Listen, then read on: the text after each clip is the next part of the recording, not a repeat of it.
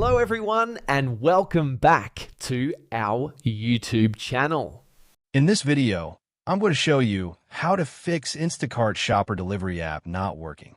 First, to resolve this issue, we will first head over to our device settings. From here, scroll down and tap on General.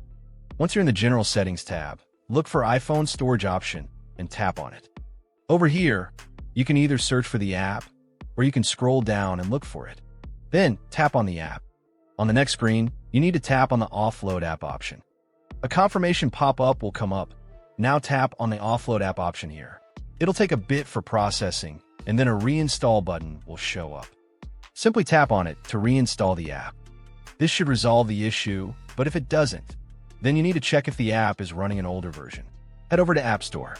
From here, double tap on this search icon in the bottom right corner, and then search for the app.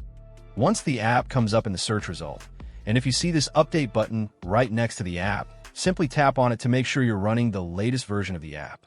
However, if you continue to encounter this issue, then you will need to completely reinstall the app, which usually resolves the problem. Head over to this screen the way we did before, and over here, tap on the Delete App option here to uninstall the app from your device. A confirmation pop-up will come up. Now tap on the Delete option here.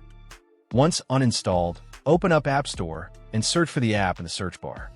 After the app comes up in the search result, simply click on this cloud icon to install it back onto your device. Hopefully, this resolves the issue. If it does, consider sending a super thanks to support our channel. And also don't forget to hit the subscribe button. We'll see you in the next video.